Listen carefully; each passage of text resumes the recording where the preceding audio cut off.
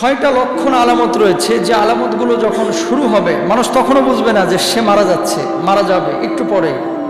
কিন্তু এই আলামতগুলো যখন চলবে, শুরু হয়ে যাবে, দেখা দিবে, নির্ঘাত আপনার মৃত্যু হয়ে যাবে। আল্লাহু আকবার বলেন। এটা আমার কথা না, আল্লাহ সুবহানাহু ওয়া তাআলার কথা। দেখেন, প্রথম যে লক্ষণ বা আলামতটা, যেদিন আপনার মৃত্যু ঘটবে এই দিনটাকে বলা হয় ইয়াউমুল মাউত, মানে মৃত্যুর দিন। এদিন আপনি জানেন না যে কোন দিন আসবে, এদিন আপনি জানেন না যে কোন সময়, কোন মুহূর্তটা, সেই সময়টা, কোন দিনটা, কোন মুহূর্তটা। এতে কি রোজার ঈদের আগে হবে, রোজার ঈদের পরে হবে, কোরবানি ঈদের আগে না পরে, বৈশাখ মাসে না জ্যৈষ্ঠ মাসে, জানেন একমাত্র কে? আল্লাহ তাআলা সেজন্য বলেছেন, ইদা জা আজালুহুম লা ইস্তাখিরুনা সাহ ওয়া লা ইস্তাকদিমুন। যেদিন সময় চলে আসবে এক মুহূর্ত বাড়ানো হবে না, কমানো হবে না, নির্ধারিত সময় আপনাকে দুনিয়া থেকে বিদায় নিয়ে চলে যেতে হবে। প্রিয় ভাইরা আমার, যেদিন আপনার মৃত্যু আসবে, আপনি বুঝতে পারুন আর না পারুন, আপনার রূহটা কিন্তু ঠিকই কিছু না কিছু বুঝতে পারে। যেমন আল্লাহ সুবহানাহু ওয়া তাআলা পবিত্র কুরআনুল কারীমের মধ্যে কি বলছেন একটু খেয়াল করেন। আমার আল্লাহ রাব্বুল আলামিন বলছেন, ওয়াত্তাকু ইয়াওমান তুরজাউনা ফীহি ইলাল্লাহ সুম্মা তুওয়াফা কুল্লু নাফসিন মা কাসাবাত ওয়া হুম লা ইউযলামুন।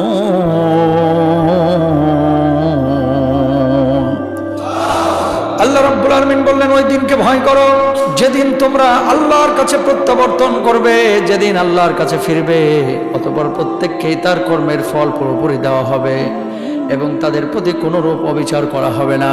বন্ধুরা আমার, যেই দিন মানুষ দুনিয়া থেকে বিদায় নিয়ে চলে যাবে, মানুষ বুঝতে পারে না যে আজকে তার মওত হয়ে যাবে, কিন্তু রূহের মধ্যে একটা অস্থিরতা কাজ করে। অস্থিরতা কেমন যেন একটু অন্যরকম মনে হবে, চাপা অনুভব তার ভিতরে অনুভূত হবে, পেরেশানি কাজ করবে। কারণ যেদিন দুনিয়া থেকে সে বিদায় নেবে, দুনিয়ার জীবনের অধ্যায়ের সেদিন পরিসমাপ্তি ঘটবে, ঠিক কিনা?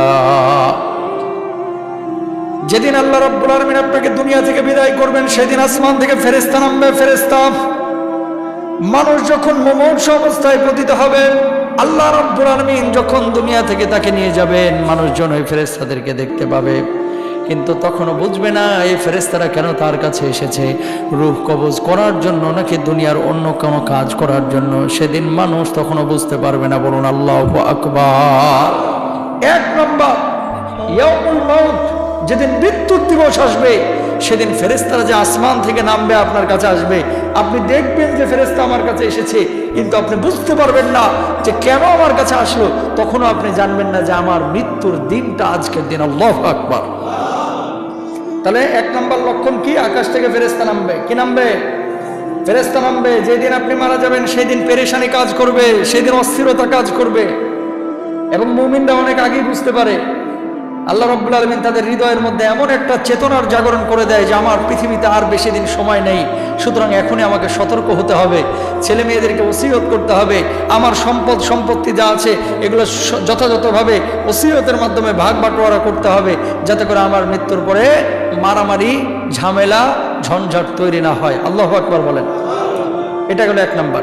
দুই নম্বর চিহ্ন, মানুষের যখন রূহ কবজ করা হয়, মানুষের পায়ের পাতা থেকে শুরু হয় কার্যক্রম। পায়ের পাতা থেকে যখন রূহটাকে চাপ দেওয়া হয়, তখন পায়ের গোছায় আসে, হাঁটুর উপরে আসে, কোমরের মধ্যে আসে, বুকের উপরে আসে, সর্বশেষ আপনার বুকের দুই পাশে যে বড় হাড্ডি রয়েছে, লম্বা হাড্ডি, এই হাড্ডি পর্যন্ত আপনার ভিতরে চাপ অনুভূত হবে, আপনার রূহটা ছটফট ছটফট করবে।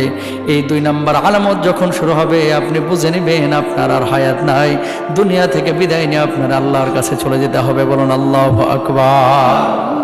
দুই নম্বর সিমটম। কিন্তু মজার বিষয় কি জানেন? দুঃখের বিষয়, বিষয়টি তিতা মনে হলো, বাস্তবতা এটাই, যখন আপনার ভিতর পেরেশানি কাজ করবে, তখন আপনি জানেন না যে আপনার মৃত্যু একটু পরেই ঘটবে। আপনি বিপদে পড়েন না? এই পেট ব্যথা করে না, আপনার বুক ব্যথা করে না? যখন বুক ব্যথা করে, পেট ব্যথা করে, মনে হয় যেন মরে যাচ্ছি, কিন্তু মানুষ জানে যে হসপিটালে গেলে হয়তো আমি সুস্থ হয়ে যাব। মরে যাচ্ছি মনে হচ্ছে, কিন্তু মরে যাব এটা 100% না। কথা বলেন না? মনে হচ্ছে যে মরে যাচ্ছি, কিন্তু আপনার মনে আবার অন্যদিকে সায় দিচ্ছে যে হসপিটালে যা, তাহলেই সুস্থ হয়ে যাবে, ডাক্তারের কাছে যা, মেডিসিন নে, তাহলে তুই ঠিক হয়ে যাবে। এরকম একটা চেতনা কাজ করে।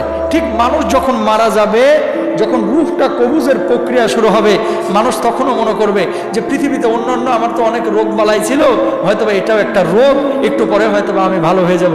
কিন্তু মানুষ বুঝবে না যে একটু পরে তার জীবনের বিনাশটা হয়ে যাবে। বলুন আল্লাহু আকবার। দেখেন কি মারাত্মক জিনিস। তাহলে আপনার রূহ কবুজের পালা পায়ের পাতা থেকে আরোহণ করে গোসা, হাঁটু, পেট, নাভি, বুকের ওপর হয়ে মানব দেহের তারাক্কি, এই যে এপাশ থেকে এপাশের যে হাড্ডিটা, এই পর্যন্ত গিয়ে আপনার রূহটা থেমে যাবে। এই পর্যন্ত গিয়ে আপনার রূহ কবজের কার্যক্রম তখন শেষ হবে। আচ্ছা, যখন আপনার পা, রূহটা যখন পায়ের ওপর থেকে চলে যাবে, পাটা কি হয়ে যাবে? অবশ হয়ে যাবে। কি হয়ে যাবে? অবশ হয়ে যাবে। হাতের উপর থেকে যখন চলে যাবে, হাতটা অবশ হয়ে যাবে, আপনি আর নাড়াচাড়া করতে পারবেন না। মানুষ তখনও মনে করবে পা আমার অবশ হয়েছে, হাত আমার অবশ হয়েছে, কি হয়েছে? আমার বুকের ভিতরে তো রূহটা আছে, হয়তো আমি বেঁচে যাব। কিন্তু মানুষ তখনও বুঝবে না। হ্যাঁ, তারপরে তৃতীয় ধাপ শুরু হবে। দেখেন আল্লাহ তাআলা কি বলছেন। এই ধাপের নাম হচ্ছে তারাকি।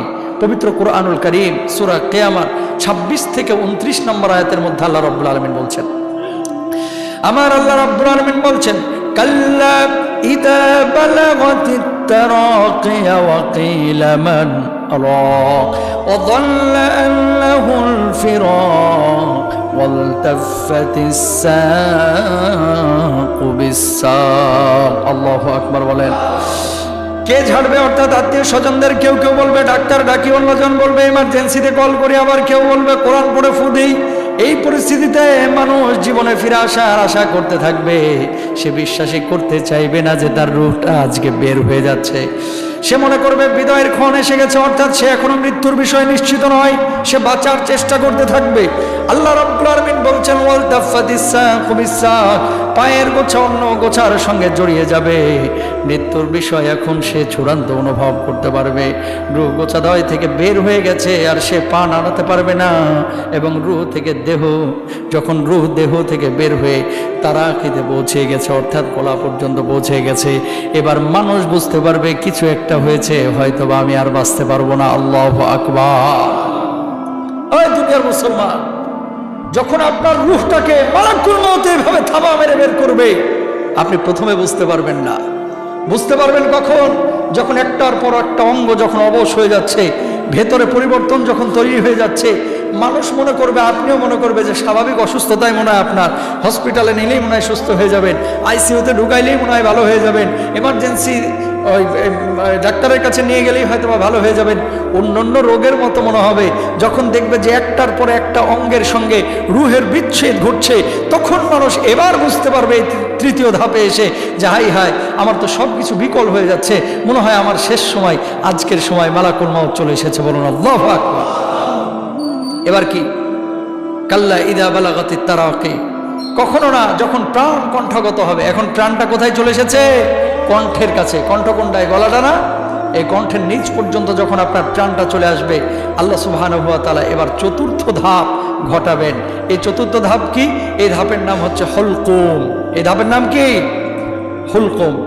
আল্লাহ রাব্বুল আলামিন বলছেন, ফালাউলা ইযা বালাগাতিল হুলকুম ওয়া আনতুম হিনাইযিন তানজুরুন ওয়া নাহনু আকরাবু ইলাইহি মিনকুম ওয়ালাকিন লা তুবসিরুন। বলুন আল্লাহু আকবার।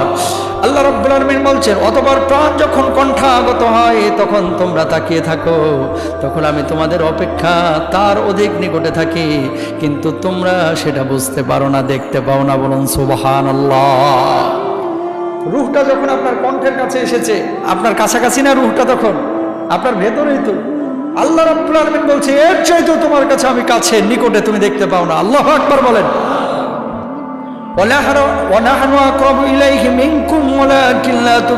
আমি তোমাদের অপেক্ষা তার অধিক নিকটতর, কিন্তু তোমরা দেখতে পাও না। মানুষের রূহ কবজের সময়টা জীবনের সবচাইতে কঠিন মুহূর্ত, কেননা তখন সে আল্লাহর সকল প্রতিশ্রুতি ও ভীতি দেখতে পায়। ভালো কাজ করলে সেগুলোর ফিডব্যাক দেখতে পায়, আর খারাপ কাজ করলে জাহান্নামের চিত্র দেখতে পায়। বলুন নাউজুবিল্লাহ। পঞ্চম ধাপ শুরু হইল। এই 1 থেকে 3 নম্বর আয়াতে তাফসীর ঘাটেন, দেখবেন সেখানে আল্লাহ তাআলা বলছেন, যারা ঈমানদার মুমিন তাদের রূহগুলো খুব সহজে বের হয়ে যাবে। এদেরকে জান্নাতের চিত্রগুলো তুলে ধরা হবে। বদকার যারা তারা বলবে আমাকে নিও না, রিকোয়েস্ট করবে। আর যারা সৎকার তারা বলবে মালাকুল মউত তাড়াতাড়ি আমার রূহটা কবজ করে, আল্লাহর সান্নিধ্যে আমি যাইতে চাই। বারবার বলবে আমার কবরে নিয়ে যাও। বদকার বলবে ও সন্তান তোর জন্য বাড়ি বানাইলাম, ও সন্তান তোর জন্য গাড়ি বানাইলাম, তোর জন্য এত আয়োজন করলাম, তুই আমার কেন বাড়ি থেকে বের করছিস? ও সন্তান কেন আমার ব্লেড দিয়ে তুই আমার গায়ের পাঞ্জাবিগুলো জামাগুলো কেটে দিলি, আমার লুঙ্গিটা কেটে দিলি, কেন আমার প্যান্টটা কেটে দিলি? তুই আমার নিস না, কোথায় নিয়ে যাচ্ছিস? আমার বাড়ি থেকে আমাকে কোথাও নিস না। সন্তান বাপের ডাক শুনবে না, সন্তান ঠিকই বাড়ি থেকে বের করবে।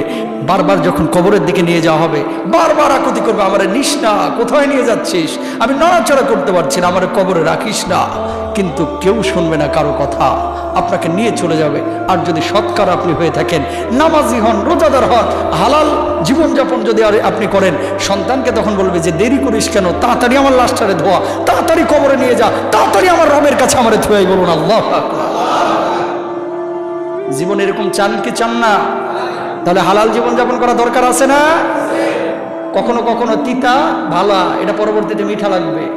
ওয়াসা আন তাকরাহু শাইআ ওয়া হুয়া খায়রুল লাকুম ওয়াসা আন তুহিব্বু শাইআ ওয়া হুয়া শাররুল লাকুম। আল্লাহ বলছে যে পৃথিবীর মানুষের এমন কিছু জিনিস রয়েছে যেটা খুব অপছন্দ করে, কিন্তু এটা ওর জন্য কল্যাণকর। সুবহানাল্লাহ বলেন। আপনি অপছন্দ করেন অথচ আপনার জন্য কি কল্যাণকর। আল্লাহ বলছেন ওয়াসা আন তুহিব্বু শাইআ ওয়া হুয়া শাররুল লাকুম। অনেক মজা করে হারাম খান, খুব ভালো লাগে, খালি মাস গেলে 30,000 করে বান্ডিল আসতেছে, খুব মজা, খুব মজা। আল্লাহ বলতেছে এটা তোর জন্য অকল্যাণকর, টের পাবি। সুম্মা ইলাইনা মারজিউকুম ফানুনাব্বিউকুম বিমা কুনতুম তা'মালুন। খালি কবরে ঢুক না, আমার কাছেই তো ফিরবি। সেদিন কাকে বলবি যে হুজুরের বলার কাজ বলবে? সেদিন বলার কোনো কায়দা নাই, শুধু মায়ের হবে, কোনো আওয়াজ হবে না, ঠিক কিনা? হাড়ে হাড়ে বুঝিয়ে দিবেন কে? আল্লাহ। সুতরাং সতর্ক হওয়া দরকার আছে না নাই? আছে প্রিয় ভাইরা আমার। এরপরে দেখেন এই 7 নাম্বার গেল, 6 নাম্বার গেল, 7 নাম্বারে ষষ্ঠ ধাপ। এরপর আল্লাহ সুবহানাহু ওয়া তাআলা বলছেন যে ষষ্ঠ ধাপে, এই ধাপের পর শুরু হবে ষষ্ঠ ধাপ, অর্থাৎ ওই যে হুলকুমের মধ্যে যখন রূহটা চলে আসলো, এরপরে মানুষের সামনে সচিত্র দেখানো হবে যে তার আমলগুলোর কী অবস্থা, সে জান্নাতে যাবে না জাহান্নামে যাবে। এরপর আল্লাহ সুবহানাহু ওয়া তাআলা সেই চূড়ান্ত মুহূর্তের কথা বলেছেন, যেটা একটু আগে বললাম, অলরেডি বলে দিয়েছি। মালাকুল মউতকে বলবে আমাকে কিছু সময় দেওয়া যায় না? 2 দিন 3 দিন একটু সময় দাও না মালাকুল মউত, আমি তওবা করে আসি, আল্লাহর কাছে মাফ চেয়ে আসি, আল্লাহ হয়তো আমার মাফ করবে। তখন জবাবটা আসবে হাত্তা ইদা জাহাদাহুল মাউত ক্বালা রাব্বিরজিউন। আর সুযোগ দেওয়া হবে না, চূড়ান্তভাবে তার দেহ থেকে রূহটাকে বিচ্ছিন্ন করে ফেলা হবে। মানুষ তখন তাকিয়ে থাকবে। দেখেন, মানুষ যখন মারা যায় তার চোখগুলো অস্বাভাবিক বড় হয়ে যায় অনেক সময়, খেয়াল করছেন? চোখ খোলা থাকে না অনেক সময়, চোখগুলো অনেক সময় বড় বড় ডাগর চোখা হয়ে তাকায় থাকে একবার আকাশের দিকে, এরকম হয় কি হয় না? এরপরে তো আপনারা চোখটাকে বন্ধ করে দেন। কারণটা কি? কারণ হচ্ছে 2টা। কয়টা? 1 নম্বর কারণ, রাসূল আকরাম সাল্লাল্লাহু আলাইহি ওয়াসাল্লাম বলছেন যখন তার রূহটা কবজ করা হয়েছে, অনেক কষ্টে তার রূহটা বের করা হয়েছে, যখন রূহটা বের হয়ে যায়, সে তার রূহটা যখন চলে যায় তখন সে ওই রূহের দিকে তাকায় থাকে, সে ফিল করে যে আমার রূহটা দেহ থেকে বের হয়ে গেল, পরাণ পাখিটা খাঁচা থেকে বের হয়ে চলে গেল, ও তাকায় থাকে। তখন রূহটা যেহেতু বিচ্ছিন্ন হয়ে গেছে, সে আর চোখটা বন্ধ করতে পারে না। যেমন মোবাইলে চার্জ শেষ, তখন কি আপনার কোনো অ্যাপস কাজ করবে? মোবাইল ওপেন হবে? হবে না। আপনার রূহটা যখন দেহ থেকে বিচ্ছিন্ন হয়ে গেছে, ওই যে তাকায় ছিল আর চোখটারে বন্ধ করতে পারে নাই, কারণ ভেতরে তো রূহ নাই। রূহ না থাকলে চোখ আর বন্ধ করা যায়? এজন্য আপনারা চোখটারে কি করে দেন? বন্ধ করে দেন, নামায় দেন। এক তো হচ্ছে রূহের দিকে তাকায় থাকে, 2 নাম্বার হচ্ছে রূহটা বাইরে হয় চোখ দিয়ে। আল্লাহু আকবার বলেন। যখন টানা হাসরা করে যখন রূহটা বের করা হয়, তখন ওই মানুষটা প্রচণ্ড কষ্ট পায়, যন্ত্রণা পায়, কিন্তু ওই যন্ত্রণা, দুঃখ, কষ্ট কেউ কাউকে বোঝাইতে পারবে না। যে সেই সময় পড়বে সেই সময় বুঝবে। ওমর ফারুক রাদিয়াল্লাহু তাআলা আনহু কাব রাদিয়াল্লাহু তাআলা আনহুকে কি বলতেছেন খেয়াল করেন। আল্লাহর নবী সাহাবী ওমর ফারুক রাদিয়াল্লাহু তাআলা আনহু হযরতে কাবকে জিজ্ঞেস করলেন, কাব, মানুষ যখন মারা যায় তার রূহের যখন বিচ্ছেদ ঘটে যন্ত্রণাটা কেমন মনে হয়? হযরতে কাব রাদিয়াল্লাহু তাআলা আনহু জবাব দিলেন, তানবীহুল গাফিলিনের মধ্যে এটা লেখা হয়েছে, কয়েকটা কাঁটাযুক্ত খেজুর গাছকে জীবন্ত মানুষের ভেতর দিয়ে যদি ঢুকিয়ে দেওয়া হয়, ওই কাঁটাযুক্ত খেজুর গাছটাকে যদি ভেতর থেকে টেনে বের করা হয়, কাঁটাগুলো যেমন ভেতরের অবস্থাগুলোকে ছিন্ন ভিন্ন করে দিবে, ওই মানুষটা যেমন কষ্ট পায়, একজন মানুষের রূহ কবজের সময় ওই মানুষটা তেমনই কষ্ট পায়। বলুন আল্লাহু আকবার। এরকম কষ্ট অনুভূত হবে। এই পরিস্থিতি আপনার হবে না, আমার হবে না, কোনো গ্যারান্টি আছে ভাই? কোনো গ্যারান্টি নাই। সুতরাং মৃত্যুর জন্য প্রস্তুতি সবাইকে নেওয়া দরকার আছে না নাই? এত যন্ত্রণা কিভাবে ভাই সহ্য করবেন আপনি? আমি কিভাবে সহ্য করব? কেন হারাম ছাড়েন না? কেন হালাল জীবনযাপন করেন না? কেন আপনি রোজা করেন না? কেন কেন কয়দিনের জিন্দেগি? আপনার বাপ মারা গেল, আপনার দাদা মারা গেল, আপনার বাবেরা এত বিঘার পরে বিঘা সম্পত্তি আপনার দাদারা বাপেরা আপনার পরদাদারা রেখে গেল, কই তারা তো আজকে দুনিয়ায় নাই। আপনি ভোগ করছেন, আপনি বুঝেন না আপনিও কালকে চলে যাবেন, আপনার ছেলে মেয়ে ভোগ করবে। সুতরাং কার জন্য এত আয়োজন? নিজের আখেরাতটা নিজেকে গোছানো দরকার আছে না নাই? ছেলে মেয়ের জন্য ততটুকু করেন যতটুকু আপনার প্রয়োজন। আল্লাহ বোঝার তৌফিক দান করুক।